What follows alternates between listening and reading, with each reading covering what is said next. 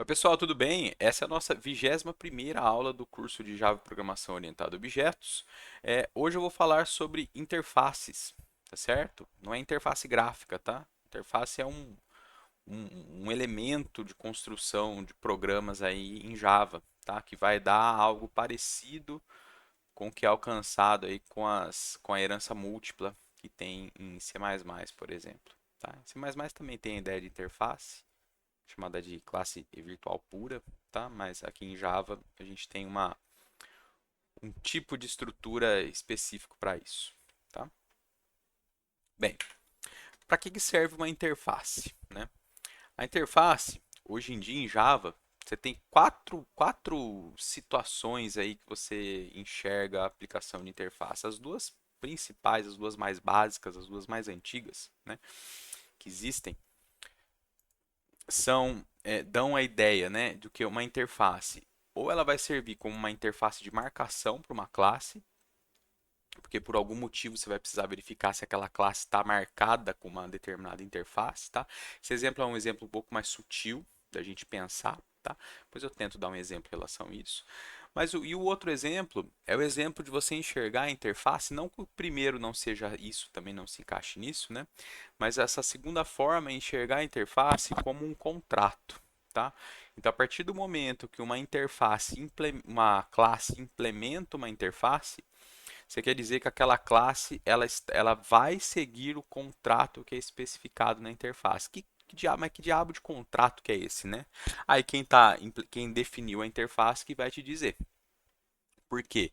Normalmente, esse contrato da interface ele vai ser subentendido quando você utilizar essa interface em alguma função, em algum método, alguma coisa dentro da biblioteca ou dentro da API que ela tiver definida, tá? Um exemplo muito clássico que eu uso para ensinar o que é interface do ponto de vista prático é uma interface que é chamada de comparable. Então, antes da gente ver o exemplo, uma outra coisa que é importante a gente falar sobre as interfaces é que lembra quando eu falei de classe, que a classe representa algo que vai construir um objeto, e um objeto é uma coisa, então ele é um substantivo? A interface ela vai qualificar uma classe, ela vai dar uma característica a mais para uma classe. Então, o nome das interfaces normalmente eles vão ser adjetivos, porque você vai qualificar um substantivo, você vai dar uma qualificação para aquele substantivo, tá? Então, uma das interfaces que eu acho que são mais didáticas para a gente entender o que é uma interface é uma interface que chama comparable. Então, eu estou aqui na aula 21, né? E depois eu vou disponibilizar esse código para vocês, claro, né? Eu estou com aquele exemplo da data que a gente fez na aula 16 ou na aula 17. Não lembro agora exatamente o número da aula, acho que é 17. O que acontece? Eu quero permitir agora que eu consiga comparar datas. A gente não pode simplesmente fazer isso aqui, ó. Então, data D1 igual. Vou falar que eu vou criar duas datas aqui iguais, sabe? D1 e D2. Bem, a gente já aprendeu que se a gente fizer isso aqui, a gente não está de fato comparando se o conteúdo dessas duas datas são iguais, mas sim se elas apontam, se elas referenciam o mesmo objeto no heap, né?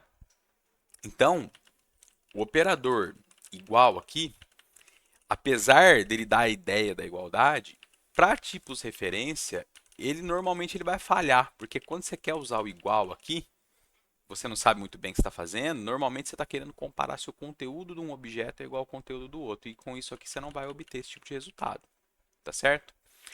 Quando que aqui daria verdadeiro? Se eu tivesse algo assim, ó, D3 igual a D1. Aí se eu comparasse D1 com D3, aqui daria verdadeiro. Por quê? Tanto D1 quanto D3 estão apontando, estão referenciando o mesmo objeto no heap, mas eles não têm o mesmo conteúdo. Porque, por exemplo, essas duas datas aqui, D1 e D2, estão apontando para essa data e para essa data, ambas essas datas, elas têm dia, mês e ano iguais. 1º de janeiro de 1970. Mas, apesar de elas serem iguais no conteúdo, o D1 e o D2 não referenciam o mesmo objeto no heap. São dois objetos que têm o mesmo valor, os mesmos valores, só que eles não são objetos iguais. Então, quando a gente quer comparar dois objetos, Uma das formas é você implementar um método que chama equals. A gente não vai falar do equals por enquanto. Eu vou deixar para falar do equals quando eu falar do collections framework, tá? Equals. Aqui ainda vai falhar, porque a gente não implementou o equals para data. Eu não vou falar disso por enquanto, tá? Uma outra forma de comparar seria igual a gente faz, não sei se vocês se lembram, que eu falei algo assim, ó. Ó, quando eu quero comparar duas strings, eu posso usar um método que chama compareTo. Compare a string 1 com a string 2 e o resultado desse método aqui é um inteiro. Esse inteiro ele vai ser negativo se o S1, se o conteúdo do S1 for menor que o conteúdo do S2. O que quer dizer ser menor? Quer dizer que ele vem antes de, certo? O resultado vai ser zero se eles forem iguais e o resultado vai ser positivo caso o S1 seja maior se ele vem depois do S2, certo? Então, se eu quiser colocar entre aspas essas duas strings aqui em ordem alfabética, eu faria isso aqui.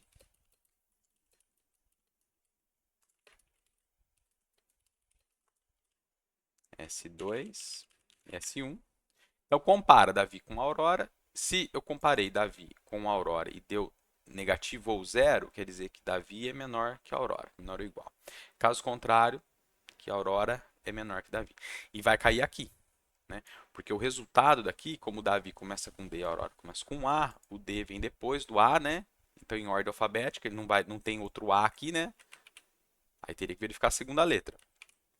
Então, Davi vem depois de Aurora, vai cair aqui. Então, se eu rodar essa classe, olha lá, Aurora Davi. Tudo bem? Eu quero adicionar esse comportamento para uma classe minha. Como que eu faço? Né? Então, a classe string, ela implementa uma interface que chama comparable, certo? Então, como que eu faço isso para minha classe data ter esse comportamento? Lá na classe data, aí outra coisa, você não pode fazer isso aqui, né? Lembra? Isso aqui não funciona, não compila. Tá bom? Você não consegue comparar uma referência com a outra dessa forma, usando o operador relacional. Tá? Então, como que a gente faz para a gente poder comparar duas classes, né? Estabelecer isso na matemática o pessoal chama de relação de ordem total, né? Então tem um elemento, dois elementos do mesmo conjunto. Eu quero dizer se um elemento ele vem antes, se ele é igual ou se ele é maior ou se ele vem depois de um outro elemento, né? A gente implementa em Java essa interface que chama comparable. Então, a gente poderia criar a nossa própria interface comparável, por exemplo, e utilizar ela? Poderia, não tem problema nenhum. Só que se você segue a interface comparable que está definida no JDK, na API da linguagem Java, o que vai acontecer? JDK, eu uso JDK, pessoal, mas JDK é todo o conteúdo é toda a API mais as ferramentas, né? Mas eu acredito que vocês já estejam entendendo essas coisas. Quando eu implemento a interface comparable da linguagem Java e eu sigo o contrato, eu vou ter certeza que em todo lugar que usa comparable, todo método da API da linguagem Java que tiver a necessidade de uma classe implementar a interface comparable, você tem certeza que ela vai ser, que ele vai funcionar da forma correta. Eu já vou explicar, já vou mostrar isso acontecendo, tá bom? Então, muito bem. Como que você faz para implementar uma interface? Você digita implements, lá do nome da classe, e o nome da interface. No nosso caso, é a comparable, certo? Bem, alguns detalhes. Enquanto na herança, que a gente usa o extends, uma classe só pode herdar de uma classe, quando a gente fala de implementar a interface ou de realizar uma interface, você pode realizar mais de uma interface. Você poderia pôr outras interfaces aqui, ó. São outras interfaces da linguagem Java. Como que você diz isso? Separando por vírgula, tá? Não é o caso aqui, não vou usar essas coisas aqui por enquanto, tá bom?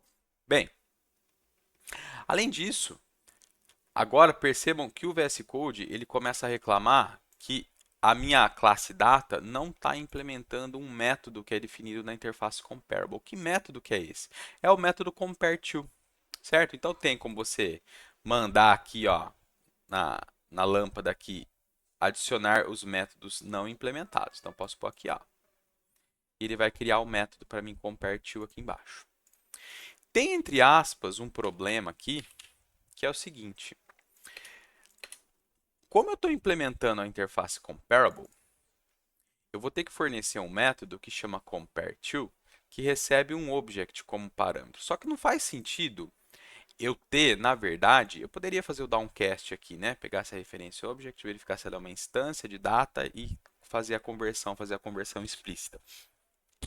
Mas, nesse caso aqui, a gente consegue usar também ali para o comparable um parâmetro genérico para dizer, eu falo, ó, esse comparable aqui, essa data que está implementando a interface comparable, ela vai ser comparada com objetos de um determinado tipo. E como que a gente faz isso? A gente coloca aqui, ó. Coloca o tipo aqui também, ó.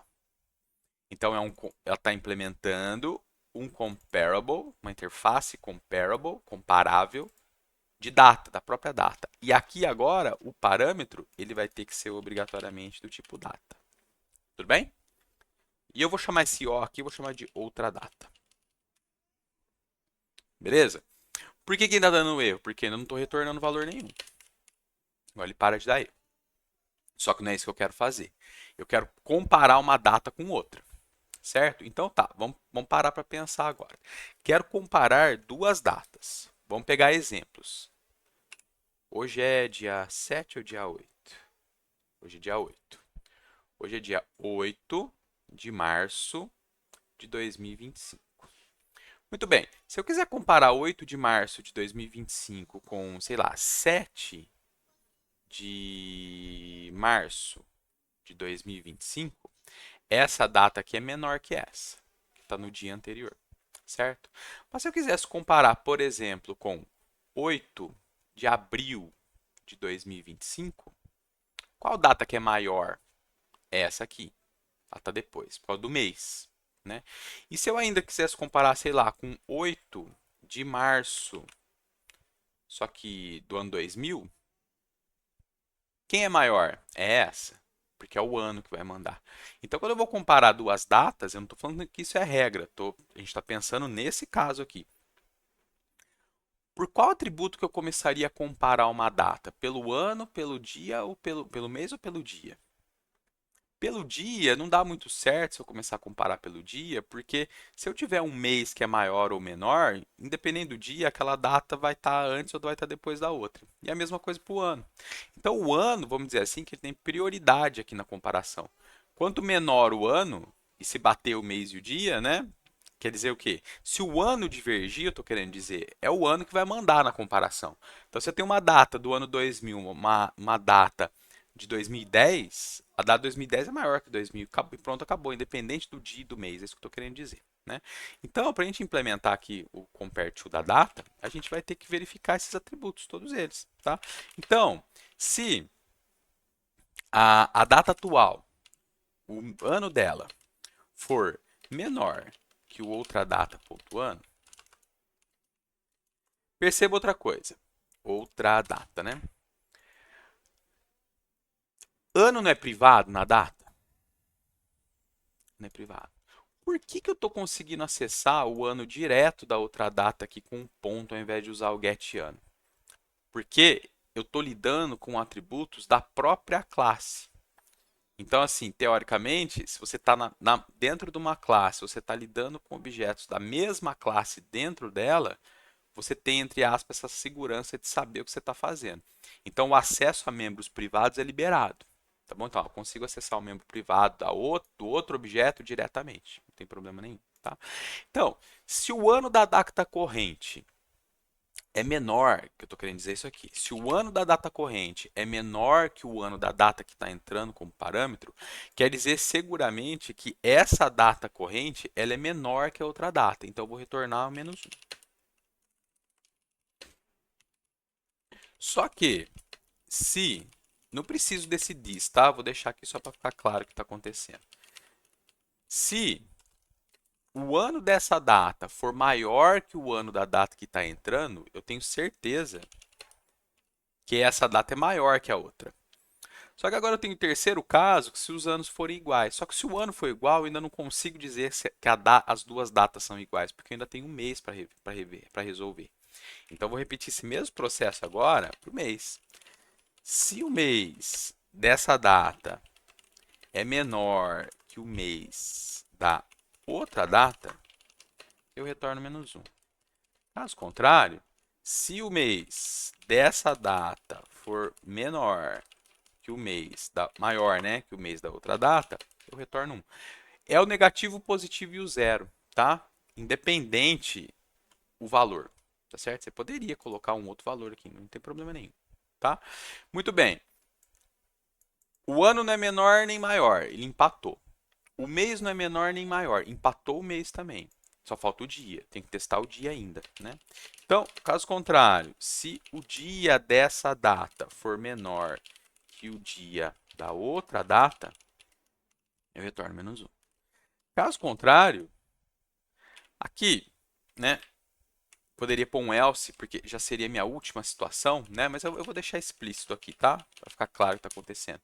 Se o dia dessa data for maior que o dia da outra data, quer dizer que essa data é maior que a outra. Então, empatou o ano, empatou o mês, só que o dia é maior. Então, quer dizer que ele está depois. Bem, só que ainda tem um terceiro caso, que é o quê? Se o dia for igual. Agora, se o ano é igual, caiu aqui. Se o mês é igual, chegou aqui. Se o dia for igual, quer dizer que eu tenho ano, mês e dia igual. Então, eu retorno quanto? 0. Então, pronto. A gente tem aqui o método compareTo implementado. Vamos testar agora? Então, vamos lá. Ó. Se D1 compareTo D2 for menor ou igual a 0, eu vou imprimir D1 ou menor ou igual aqui, D2.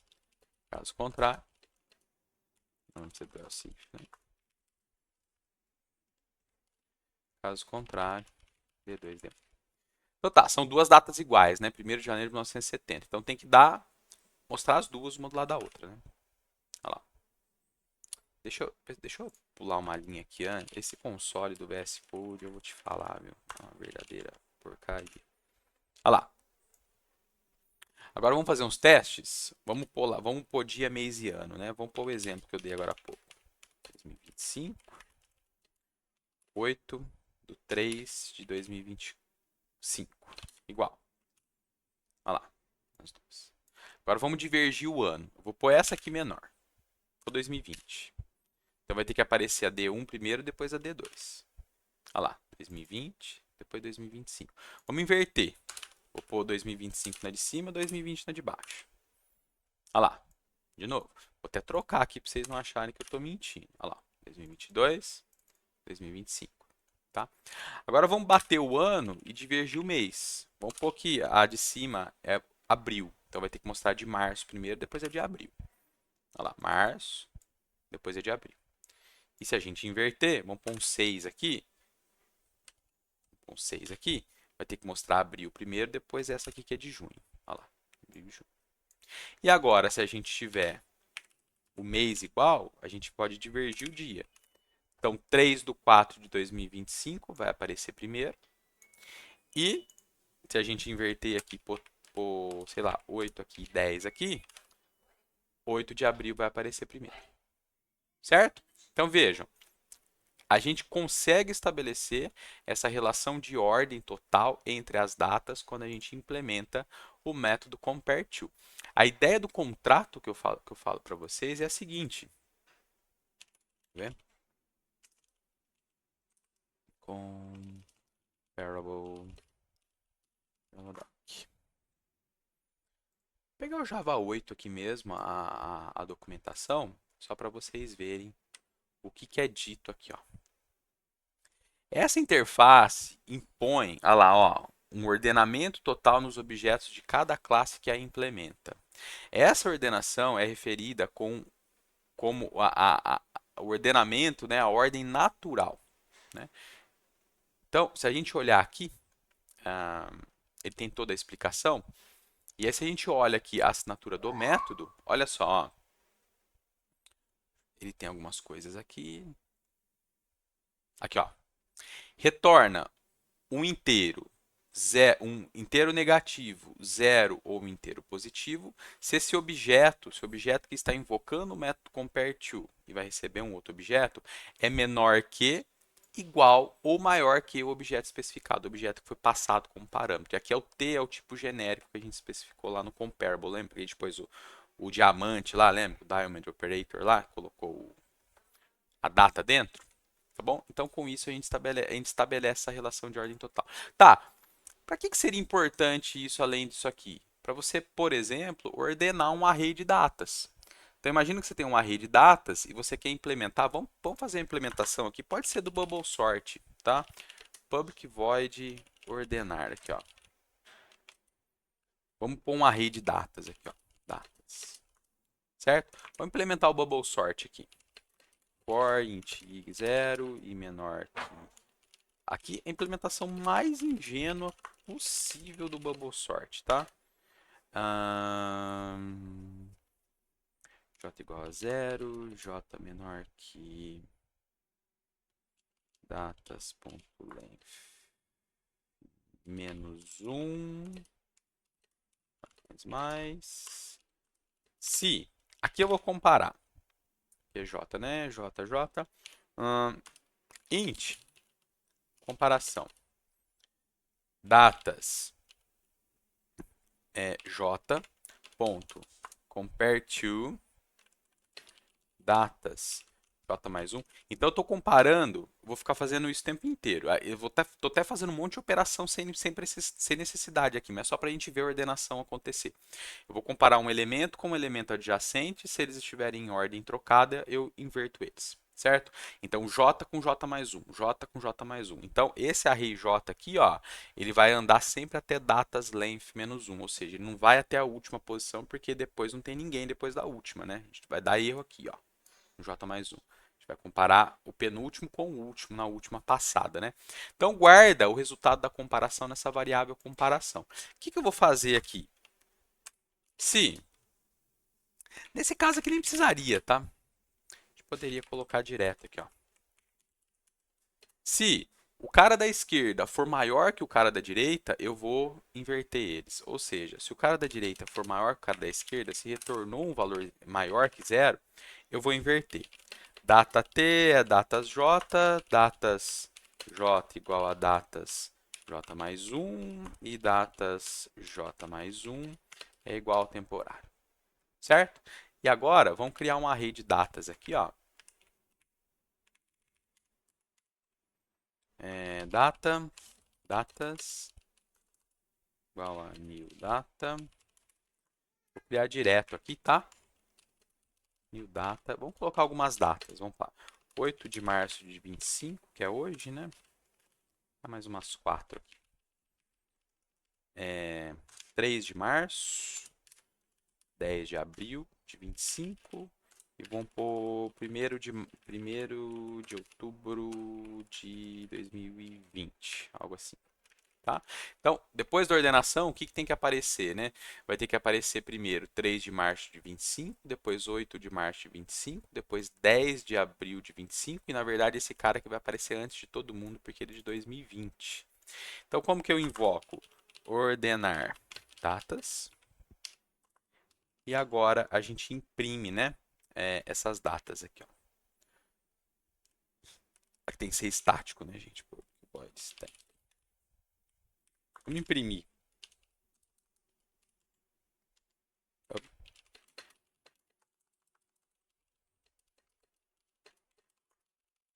Então, ó, vou imprimir as datas aqui.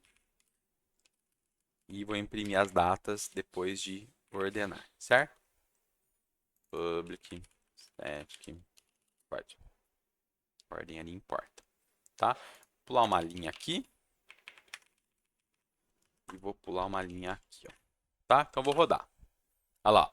Aqui é a ordem que a gente especificou, que foi criado, né? 8 do 3, 3 do 3 de 25, 10 do 4 e aqui ordenado, ó. Por que a ordenação funcionou? Porque o compareTo está resolvendo o nosso problema de colocar em ordem. Só que para ordenar array simples assim, a gente não precisa fazer isso. não precisa implementar o algoritmo de ordenação, apesar da gente ter aprendido, né, nas aulas de ordenação. A gente pode usar o arrays.sort. Então, a gente, ao invés de fazer isso aqui, ó, arrays.sort e passar um array de coisas que implementam. Se a gente olhar a documentação desse método aqui, ele vai falar, ó, esse teu array aqui do tipo object, que é um tipo qualquer, os elementos dele tem que implementar a interface comparable, senão vai dar problema, tá? Tem que corrigir os imports, né? Tem que pôr o Java utils array. E se a gente rodar, a gente vai ter o mesmo resultado aqui, tá bom? Tá.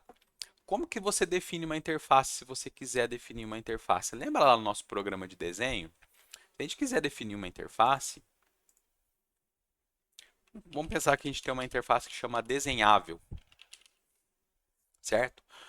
Como que eu defino uma interface? Public class, não. Public interface. Tudo que você definir agora dentro da interface, se forem atributos, esses atributos vão ser automaticamente públicos, estáticos e final, certo? Final também? Eu acho que sim. Vamos fazer um teste? Agora eu me esqueci. Sim, você tem que dar um valor inicial para ele, certo? Implicitamente, eles são public, static e final.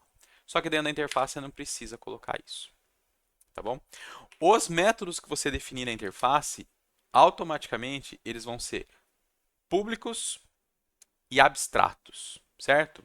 Então, se eu void teste aqui, ele implicitamente ele é público, abstrato, certo? Ou seja, toda classe que implementar a interface desenhável, vou chamar de desenhar aqui, ela obrigatoriamente, se ela for uma classe concreta, ela vai ter que implementar esse método aqui. Ah, e se for uma classe abstrata que implementa uma interface, pode isso? Pode. A classe abstrata, ela fica... Aí é a decisão de quem está implementando, se ela vai definir o método que ela está herdando da interface, ela vai ter que implementar ele ou não. Ela pode deixar a implementação também para a primeira classe concreta da hierarquia. O que é a classe concreta? A classe que não é abstrata, tá bom? Esse desenhável que a gente poderia aplicar lá no nosso programinha de desenho. Ter uma interface chamada... Acho que a gente pode até fazer isso, né? Vamos fazer isso?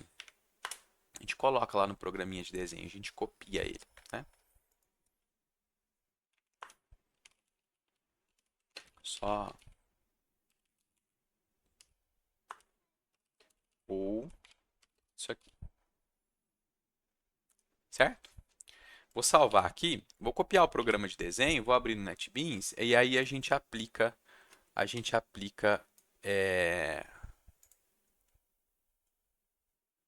isso.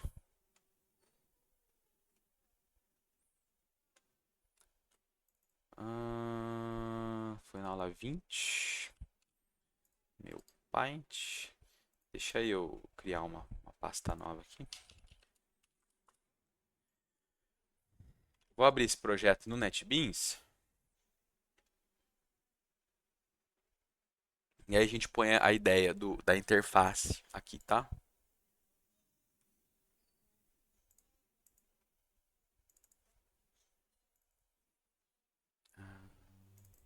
Não. Aqui, aqui, aqui, aqui.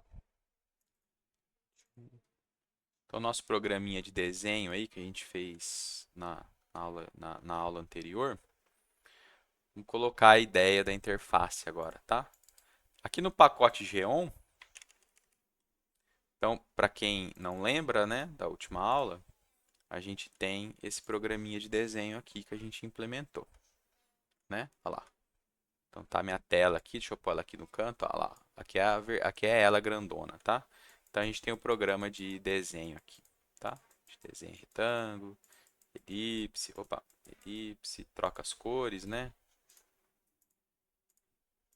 Olha lá. Vamos usar a ideia da interface aqui para falar que as nossas classes geométricas são desenháveis. Essa aqui é a minha ideia aqui, só para dar um exemplo, tá? Então aqui, no meu Paint Geom, New, Ah, você pode aqui no NetBeans, você pode New, você vai em Order e escolhe. Ah, não, já tem aqui, ó, Java Interface, ó.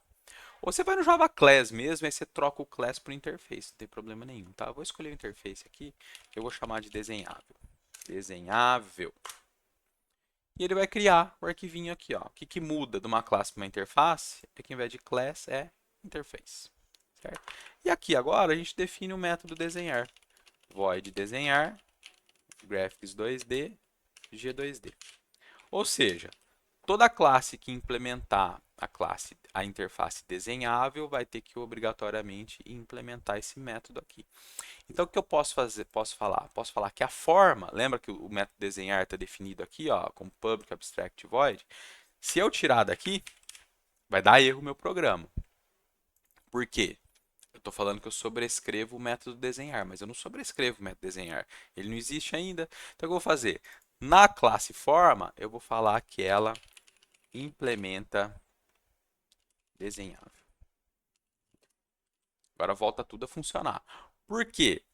A classe forma, ela implementa a interface desenhável, ou seja, o método desenhável ele vai ser herdado, certo? E aí todo mundo que sobrescrever, que estender a classe forma, como classe forma é uma classe abstrata, obrigatoriamente as classes que a primeira classe concreta que herdar de forma, direta ou indiretamente, vai ter que implementar o método desenhar que vem lá da interface desenhável. Então você está você está qualificando todo mundo que implementa essa interface como algo que é desenhável. Poderia pôr um implemento desenhável na linha, na elipse, no retângulo separado? Poderia, não tem problema nenhum. Só que como eles herdam, todo mundo herda de forma direto, então você já fala, e a forma, você quer que eles sejam desenháveis, né? Já fala que a forma é desenhável, que ela implementa desenhável, só que você não precisa pôr o método aqui, porque ela é uma classe abstrata. Tudo bem? Desenhável, ele não aparece aqui. Tá? Então essa foi a única mudança aqui no nosso programinha de desenho e ele continua funcionando. Tá? Opa, não continua funcionando não. O que, que ele está dando erro aqui? Deixa eu compilar ele de novo. Ó, tá? Tudo bem? Pegou a versão compilada errada, tá? Ó, tá funcionando normal. Tudo bem? Então essa é a alteração aí no programinha de desenho. Deixa eu ver se ele está no lugar certo. Tá. Vamos dar um clean aqui. Fechar. Fechar o NetBeans. E eu acho que é isso. De interface é isso. Tá? Existe uma série de interfaces que estão descritas, né, que estão definidas na API padrão do Java SE. Tá? Um monte de interface. E aí basta você dar uma olhada como que tem que utilizar quando você precisa. Tá bom? Eu não vou ficar detalhando uma por uma, porque a ideia do curso não é esgotar os assuntos, senão a gente fica aqui 10 aulas falando só disso. Tudo bem? Então é isso, pessoal. Por essa aula, acho que a gente falei tudo que eu precisava. Eu vou finalizando ela por aqui, tá bom? Muito obrigado aí para quem assistiu, para quem está acompanhando o curso, para quem está aproveitando, para quem está servindo aí de alguma coisa, né? E até mais. Valeu!